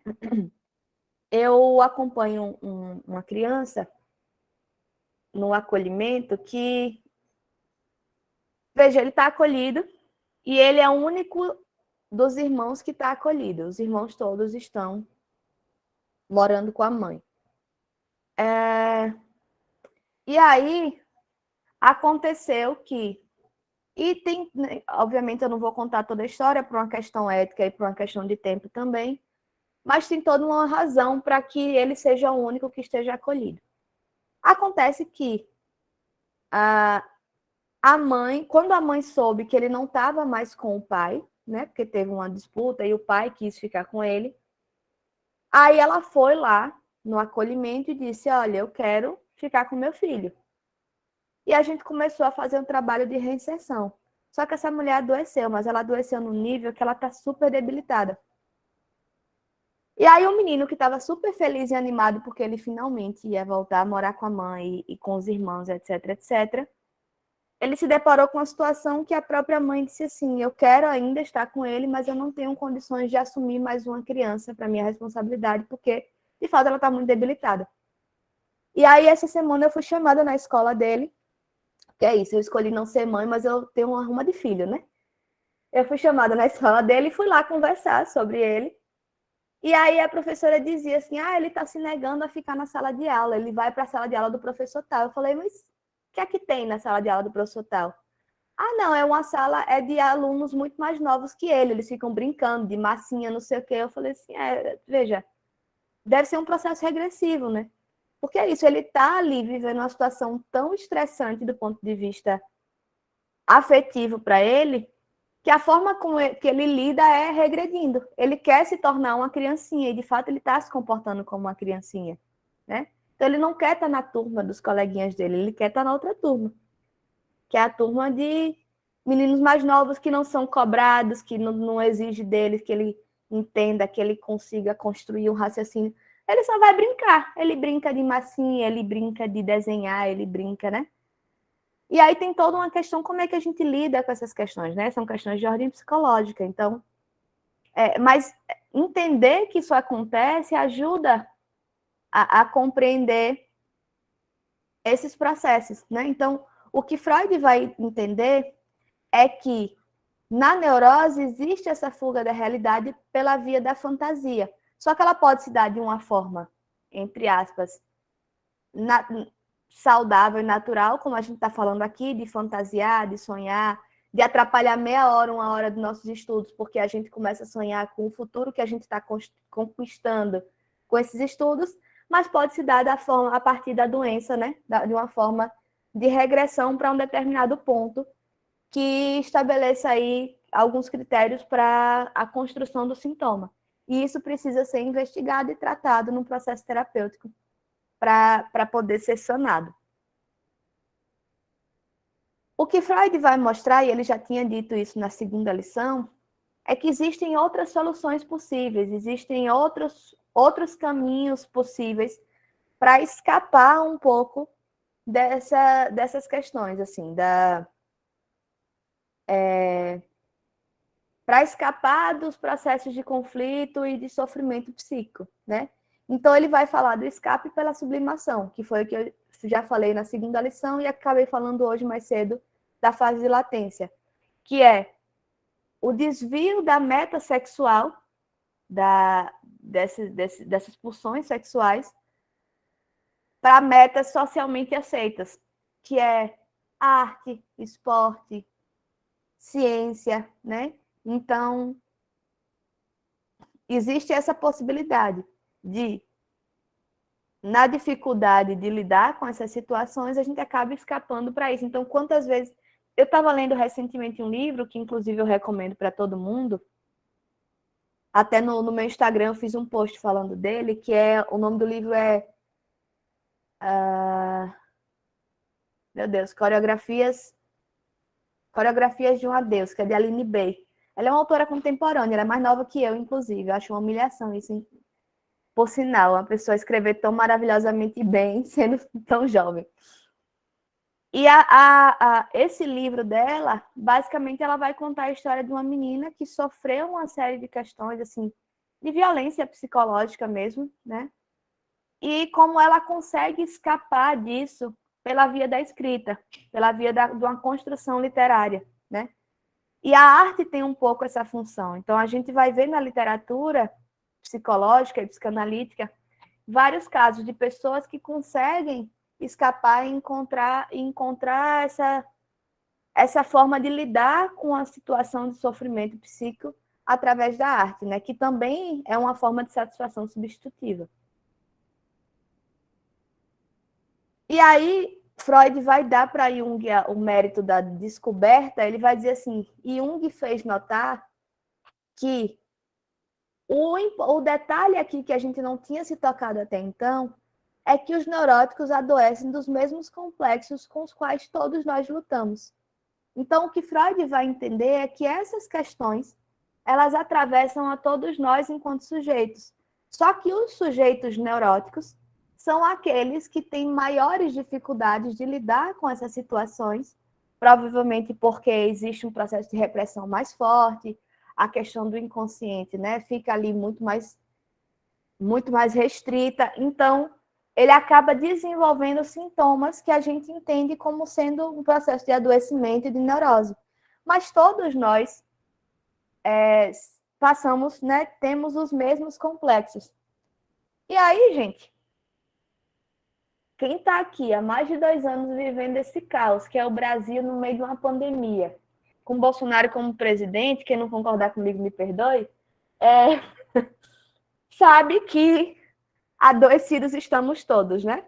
Justamente porque a gente luta com esses mesmos complexos, só que cada pessoa vai ter as suas possibilidades de enfrentamento. Então, nessa lógica mesmo da sublimação, tem uma amiga minha que ela começou a escrever muito durante esse processo, porque ela dizia que era a forma que ela conseguia dar conta da angústia que ela estava sentindo. Tem gente que, muita gente foi encontrando certos interesses, né? Seja com comida, com culinária, com pintura, com artes em geral, com música. Então a gente vai encontrando nossas possibilidades, mas o funcionamento, né, os complexos são os mesmos. A forma com as quais a gente vai, né, as ferramentas das quais a gente vai dispor para enfrentar esses complexos é que vão ser diferentes, a depender de ter uma neurose mais desenvolvida, mais agravada ou não. E aí tem uma questão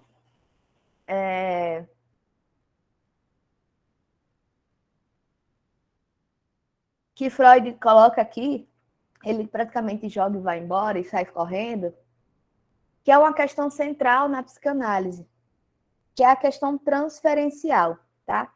A transferência é um conceito que hoje é entendido como uma das técnicas clínicas da psicanálise, mas ela não é só uma técnica. A técnica, na verdade, me perdoem, é o manejo da transferência. Mas a transferência é um dos conceitos mais centrais da psicanálise, que é justamente que tem a ver com tudo isso que a gente falou até agora, que é o seguinte: na transferência,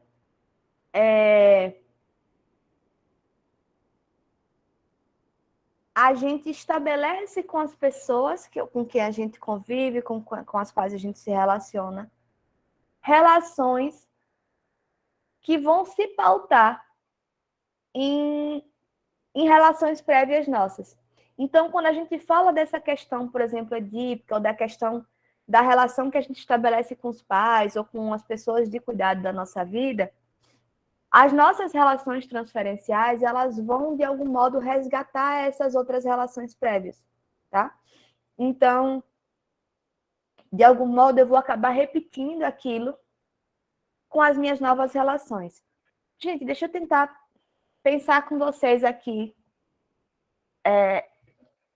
uma explicação melhor sobre isso.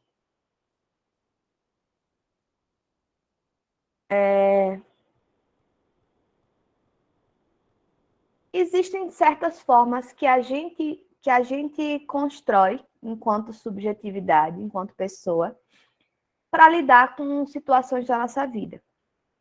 Então, vocês vão identificar esse personagem. Sempre vai existir na nossa vida, pode ser você ou pode ser o outro, aquela pessoa que vai dizer assim, que vai achar que tudo na vida é contra ela, que ela faz tudo certo, e que tudo dá errado, e que ninguém gosta dela, que nananana, né? Sempre vai ter uma pessoa dessa. Essa pessoa, essa relação que ela estabelece, essa leitura que ela faz de mundo, diz respeito a essa relação transferencial, diz respeito a como ela constituiu as relações dela ao longo da vida e como ela foi capaz de ler a forma que essas relações se dão, tá? Então, na clínica, por exemplo, na prática clínica, o manejo da transferência diz respeito muito a isso. A entender em que lugar que eu, enquanto analista, estou sendo colocado naquela relação transferencial e o que é que isso implica, né? De que forma que isso é colocado para mim, o que é que isso é cobrado de mim, que tipo de demanda é feita para mim, por aquele paciente, por conta desse lugar transferencial. E essa é que é a grande delicadeza da prática clínica da psicanálise e por isso que ela foi uma grande descoberta extremamente importante que Freud vai fazer. Porque é o seguinte, a partir do momento que eu consigo entender qual é esse lugar que me é relegado, eu consigo não assumir esse lugar. eu consigo colocar em questão a forma como você está se relacionando com as pessoas. Então, mas ao mesmo tempo eu preciso sustentar um pouco aquilo e garantir para que não tenha um rompimento desse vínculo. Deixa eu tentar dar um exemplo para vocês, um exemplo prático. Existe um tipo de paciente que a gente vai chamar de narcisista, né? É aquela pessoa que ela está muito no centro de tudo, né? Que tudo é sobre ela, que ela é muito frágil, ela tem muita dificuldade, inclusive, de receber críticas e de... Enfim, ela tem essa fragilidade da autoestima mesmo, porque a gente costuma achar que narcisista é a pessoa que se acha muito, mas narcisista é uma pessoa que depende muito da validação alheia para ela continuar se sustentando enquanto esse sujeito importante no mundo. E aí, eu já tive pacientes assim, e esses pacientes eles acabam trazendo uma dificuldade extra, porque eles estão sempre se queixando do outro, mas se a gente colocar ele no centro da responsabilidade, ele vai ficar ofendido, né? Então, tem uma questão de manejo que é assim, o que é que ele está esperando de mim? Ele espera de mim essa validação, que é importante para ele enquanto narcisista. Eu não vou dar essa validação, porque se eu fizer isso, eu estou fazendo igual a todo mundo faz na vida dele para preservar a relação ou para não se indispor com ele. Mas, ao mesmo tempo, eu também não posso chegar e dar de voadora e dizer assim, não, você está errado, né? Então, tem um...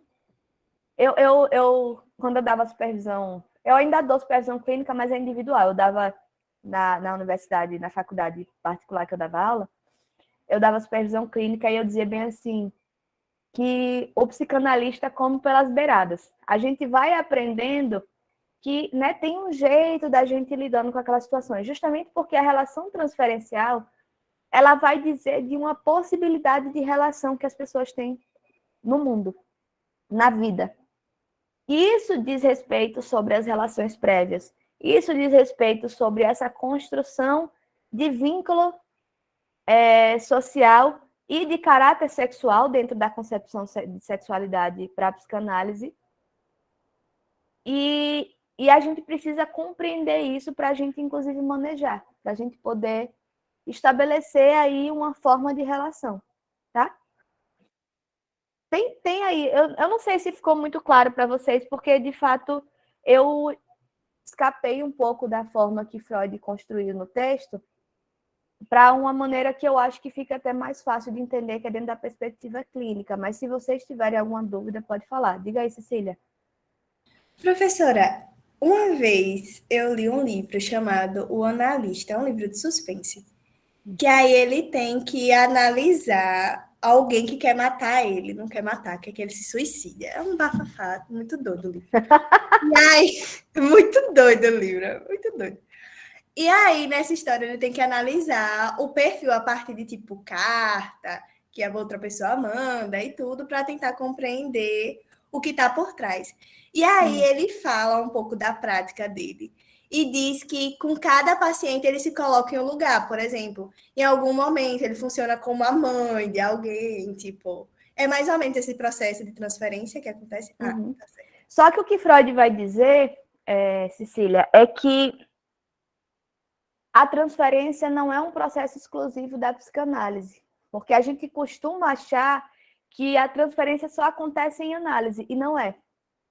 Uma das grandes descobertas que Freud vai fazer é justamente de que a transferência ela se dá o tempo todo. E que a grande diferença da transferência em análise é porque nós, enquanto analistas, estamos cientes de que isso acontece e a gente vai localizar esse processo transferencial e tentar manejar isso da melhor forma possível. Mas, por exemplo, tem uma pessoa que já trabalhou comigo que ela passou trabalhando com a gente em menos de um mês. Ela conseguiu brigar com a equipe inteira. E essa pessoa, quando eu era coordenadora de um outro serviço, ela tinha sido funcionária de lá. E ela também conseguiu brigar com todo mundo. Então, assim, e aí depois que ela saiu desse serviço que eu tô hoje, Aí tem aquelas fofocas de bastidores, né, de corredores. Aí ficaram dizendo assim, eu já soube que ela já está não sei onde, porque ela foi para tal lugar, mas já brigou com o pessoal de lá. Então, veja, essa é uma pessoa que ela tinha uma coisa meio paranoide mesmo, assim, de que todo mundo sempre estava contra ela, de que ninguém valorizava, e de que todo mundo achava que olhava para ela torto. Então, tinha uma questão doentia mesmo, paranoide, assim, que ela estabelecia em qualquer lugar que ela fosse. E que ela não conseguia sustentar um vínculo de trabalho. A grande sorte dela é que ela tem aí uns peixes, né? Eu estou falando de um serviço público, que ela era cargo comissionado. Então, ela saía de um, ia para outro, e aí assim ela está ainda no onde ela está hoje. Mas percebam que é uma pessoa que isso diz, esse processo de repetição diz de uma forma que ela estabelece as relações. Não é possível que uma pessoa, num período de 4 meses, tenha ido para 3, 4 espaços onde todo mundo queria o mal dela e era inimigo dela e queria derrubar ela, né? Claramente isso é algo da leitura que ela faz e da relação que ela estabelece. E às vezes isso corre o risco, né, de colocar a psicanálise muito nesse lugar de responsabilizar o sujeito, né? Mas a ideia do responsabilizar não é no sentido de culpabilizar, é de entender. Tem uma frase que é bem comum, que até fica rodando em rede social, assim, bem à torta e à direita, que diz que, né, que atribui-se a Freud, de fato ele fala algo nesse sentido, que é assim, qual é a sua parte no sofrimento do qual você se queixa, né? Tipo, não é que você seja responsável, ou que a gente esteja no movimento de culpabilizar a pessoa que está em sofrimento, mas é de entender de que forma que você também estabelece, né? Que tipo de relação que você estabelece que acaba produzindo esse efeito, especialmente quando acontece em termos de repetição. Então, existem casos assim muito comuns. Eu acho que eu já falei para vocês em algum momento, de pacientes meus que têm uma queixa semelhante para todos os relacionamentos afetivos, né? Ou que tem um processo, uma dinâmica que acaba sendo estabelecida igualzinha, toda vez é o mesmo ciclo. E esses ciclos repetitivos, veja, não dá para a gente dizer que é mero azar da pessoa, né? Tem algo que essa pessoa provoca, tem algo dela que se constitui nesse estabelecimento dessa dinâmica de relação que vai produzir alguns efeitos, né? Então, a relação transferencial diz muito isso. A relação transferencial diz muito de que forma que você estabelece os seus vínculos afetivos. E a partir disso, a partir dessa noção de como é que eu estabeleço meus vínculos, eu vou repetir eles, eu vou reproduzir eles em relações atuais. Por isso que se diz tanto que na psicanálise a gente fica voltando à infância e às relações parentais. Porque, de algum modo, e de fato isso é uma compreensão que existe na psicanálise, as pessoas elas acabam repetindo esse tipo de situação. Elas acabam construindo esse tipo de vínculo, esse tipo de relação, e elas vão reproduzindo isso, mesmo na idade adulta, questões que às vezes são de caráter bastante infantil, né? Que o infantil, quando é infantil não é no sentido de pejorativo de dizer que é imaturo, não, mas é no sentido de dizer que tem algo da infância, tem algo de como isso se constituiu na experiência infantil dela, que está viva ali dentro ainda, né? E que precisa ser manejada, precisa ser reconstruída, inclusive.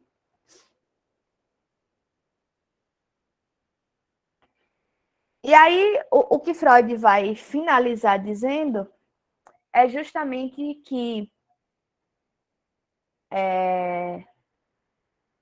existe uma dificuldade de ordem intelectual para reconhecer a psicanálise, né? Para reconhecer esses elementos.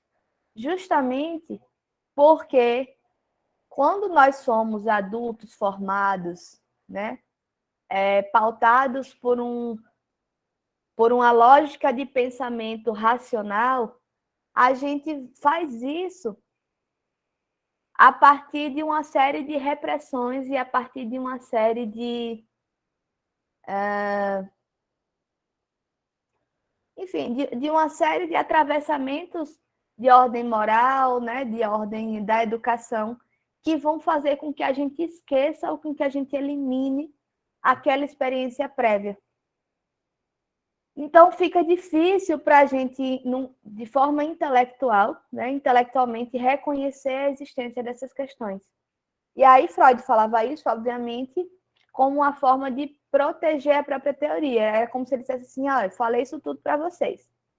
Vocês não estão acreditando, não faz sentido, é porque na lógica racional de vocês isso não vai fazer sentido mesmo, não. Porque tem uma série de processos psíquicos que acontecem ao longo do nosso desenvolvimento que faz com que a gente não consiga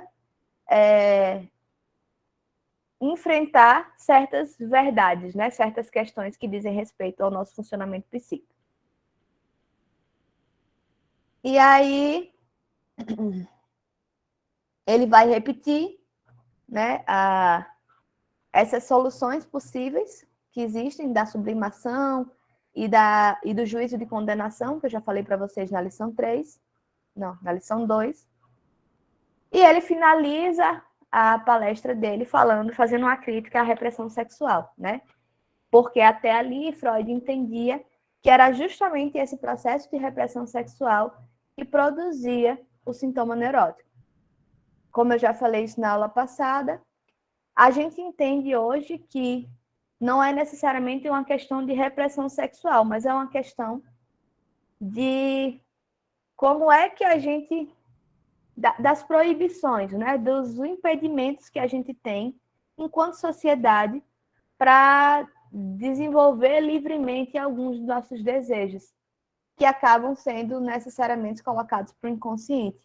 E aí, mais para frente na teoria, muito depois de Freud ter apresentado essas lições, ele vai descobrir, por exemplo, as questões de instinto de vida e instinto de morte, ou pulsão de vida, pulsão de morte. Ele vai descobrir questões relacionadas com... Ele vai construir, né? Questões relacionadas com agressividade. Então, ele vai ver que não é só a questão de caráter sexual que vai ser reprimida, mas que tem também o caráter agressivo do ser humano também é reprimido, e eu posso dizer isso da minha prática clínica. Da minha prática clínica, que é muito restrita, mas, assim, são muitos os casos, né? Hoje eu recebo mais no consultório pessoas com dificuldade de acessar esse sentimento, às vezes, de raiva, de revolta, do que relacionado com questões de ordem moral e sexual. Ainda tem, tá? Com certeza ainda tem questões de ordem moral e sexual, mas entendam que tem aí que o que está no bojo dessa questão aqui, que Freud consegue finalizar dizendo, embora ele ainda não saiba, né, de tudo que ele vai construir ao longo da teoria da vida dele, é justamente de que tem uma questão aí de ordem moral, da repressão. Não necessariamente no caráter sexual, que era o que ele conseguia localizar até aqui. Mas lá mais para frente ele vai localizar as questões do caráter da agressividade. E hoje a gente vai entendendo que tem outras questões em jogo, né?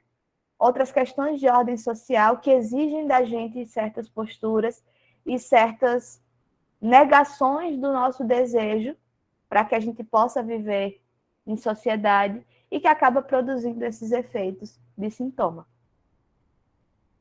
Gente, o que eu tinha para dizer foi isso. Realmente eu fui bem rápida, consegui encerrar. Vocês estão livres para tirarem mais dúvidas, caso tenha ficado alguma.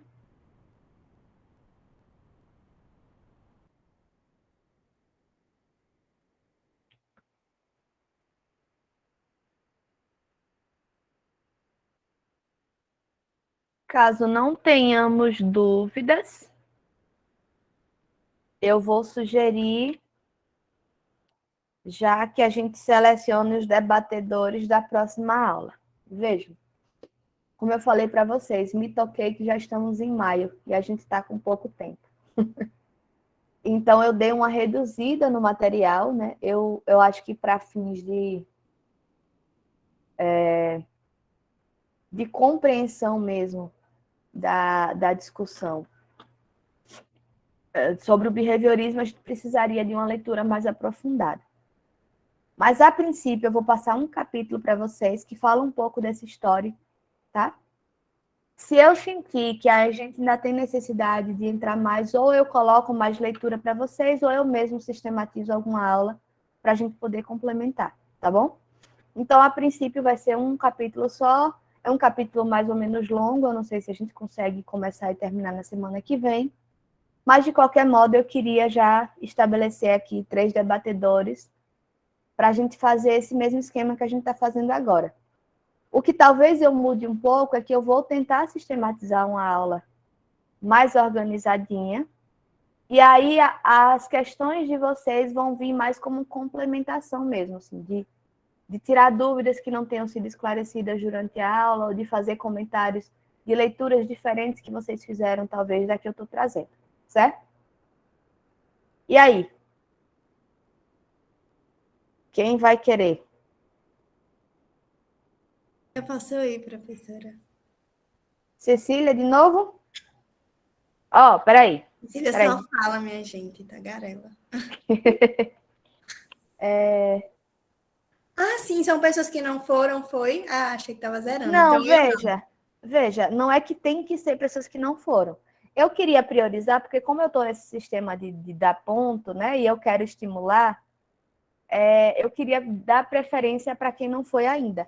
Mas se não aparecer, aí a gente já vai com quem já foi, né? Ó, porque de vocês já foi Cecília, Lúcio, Maiane, Sueli, Nalanda, Ana Luísa, Fátima, Maíra, Breno, Tiago, Gabriela e Rebeca. Que nenhum dos 3 apareceu aqui hoje, né? Mas eles já tiveram em outras aulas. E aí, como eu sei que eu acabei, né, me estendendo muito, torna um pouco difícil o processo. Mas aí eu queria... Será que tem alguém fora dessa lista que esteja disposto a discutir comigo as questões do behaviorismo? Se não, a gente repete, não tem problema nenhum.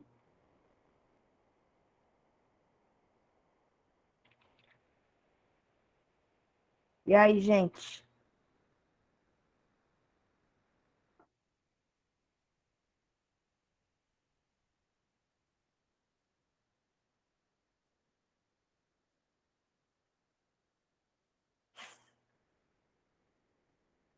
O povo tá querendo que você ganhe ponto extra, viu, Cecília? Porque não tá ninguém... Tá aqui um deserto de voluntários. Eu vou começar a citar aqui gente que não tá, que tá na sala, mas não tá aqui. Ellen, Milena,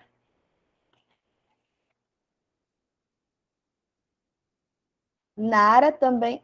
Ô, Nara, você de vez em quando aparece e nunca ganhou um pontinho por isso, você não quer falar, não? Eu já vou, né, chamando as pessoas que eu já reconheço. Pronto. Das pessoas que estão aqui, tem essas... Vamos lá. Tem Ellen, Milena, Nara, Samara, e acho que Sueli também, né? Eu vou dar prioridade para algum... Não, Sueli já falou, então Sueli está fora.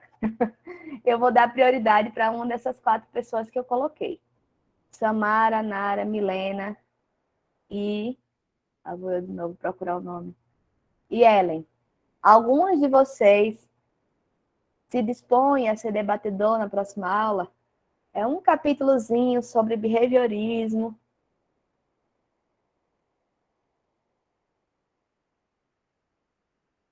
E aí, povo? Nenhum de vocês? Professora, diga um pouquinho sobre o que é que fala, talvez isso deixe as pessoas mais confortáveis para querer. Então, veja, o behaviorismo é uma teoria psicológica que ela vai num caminho bem distinto desse da psicanálise, tá? A proposta principal do behaviorismo é de compreender e até de controlar os comportamentos. Então, a ideia behaviorista central é justamente a de que as pessoas, né, de que a gente pode fazer uma leitura sobre as pessoas a partir da manifestação do comportamento e que existem certas maneiras de não apenas compreender, mas de controlar ou dominar esses comportamentos. Então, a teoria behaviorista ela vai pensar sobre, ela vai construir uma série de conceitos para pensar sobre essas possibilidades de mudança de comportamento, sobre como é que a gente pode fazer um trabalho no sentido de compreender e de modificar o comportamento. Eu acho que o resumo que eu consigo fazer hoje seria esse, tá? Porque acho que os detalhes, né, dos conceitos e tal, a gente vai fazer ao longo da nossa discussão. Eu digo uma coisa para vocês, né? Eu acho que o behaviorismo não é uma teoria simples, mas ele costuma ser entendido como um pouco mais simples do que a psicanálise, no sentido de que a perspectiva de behaviorista é uma perspectiva bastante positivista, né? Então, tem uma coisa... É isso, tem uma lógica muito pautada no que eu consigo ver, no que eu consigo, no que se apresenta para mim enquanto um comportamento. Então, eu faço um trabalho em cima disso, né? Do que eu consigo ver, do que eu consigo analisar. Tá? E aí, o capítulo que eu vou passar para vocês é um capítulo que vai discutir muito mais a questão histórica mesmo, de como é que isso se constitui, de como é que o primeiro teórico que pensou nessa questão comportamental, né? De onde é que ele partiu, como é que ele pensou essa questão, o que é que tá em pauta quando a gente fala de comportamento humano, né?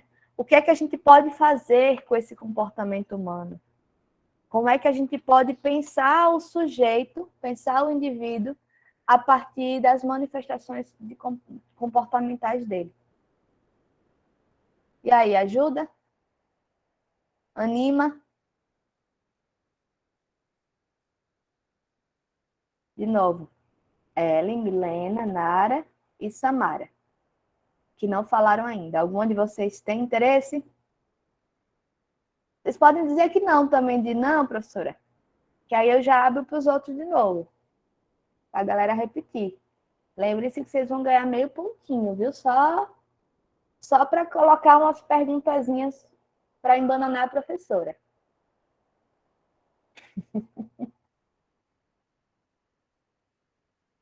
Professora, infelizmente, eu até queria participar, já participei, queria ir de novo, mas é porque próxima semana eu tenho um seminário e tenho prova, né? Porque ninguém se pronunciou ainda. Certo. Aí eu queria, se tiver essa semana que vem a outra, já pode botar meu nome aí. Mas Não, infelizmente tranquilo, semana que Lúcio. vem não Não se vou preocupe, não. conseguir. Obrigada pela justificativa. Na verdade, nesse momento, eu ainda estava esperando que as pessoas que não participaram ainda se colocassem. Mas como elas claramente não vão se colocar, Cecília já se dispôs, né, para fazer essa discussão da semana que vem. Já vou botar o nome de Cecília de novo. E, Fátima, quando você perguntou aqui, você também estava querendo já se prontificar?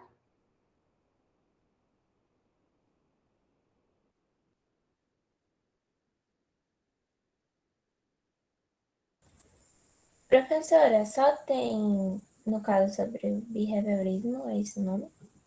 É, Só tem na semana que vem? não, a gente ainda vai falar de... Veja, agora eu vou na corrida, tá? Porque a pessoa ficou aqui sem noção de que o período já estava no fim, né? Mas a gente vai falar de behaviorismo e a gente ainda vai falar das teorias fenomenológico-existenciais, que é uma outra perspectiva. Professora, formou as três: Fátima, Nalanda e Rebeca. Botaram Aí no chat. você não vai não, Cecília? Não vou, não, fico para outra quando der. Pronto. Então tá, peraí, viu? Porque elas três já foram também, então, se você, como você falou antes, eu já ia ter colocado seu nome, mas beleza. Nalanda Vitória.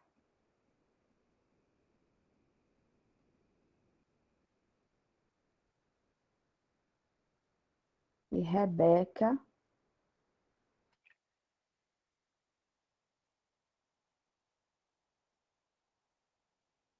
Ô, Rebeca, você chegou quase agora, não foi? Que eu fiquei aqui te catando você e os colegas para ver se tinha alguma questão da lição 4 que a gente estava terminando hoje. Não, tranquila. Beleza. Pronto, gente. Então, ficamos definidos assim. Eu já vou mandar agora para vocês o material. A pessoa está no sincericídio aqui, não conseguiu acordar. Você pode dizer assim, não, eu estava fazendo outra coisa, fiz o exame, eu tive que... Não, ela vai... Obrigada pela sinceridade. Mas então, beleza. Semana que vem, a gente vai começar a discutir behaviorismo. Se eu sentir necessidade, a gente se estende um pouquinho. Mas eu vou tentar, de fato, fazer semana que vem só para a gente poder entrar um pouquinho nos outros também, tá? Valeu, gente. Um bom dia para vocês e até a próxima. Tchau, professora. Bom Até, dia. professora. Tchau. Para o pessoal valeu. aí, eu desenvolvi uma tática aqui que foi o seguinte: eu comprei um fone Bluetooth.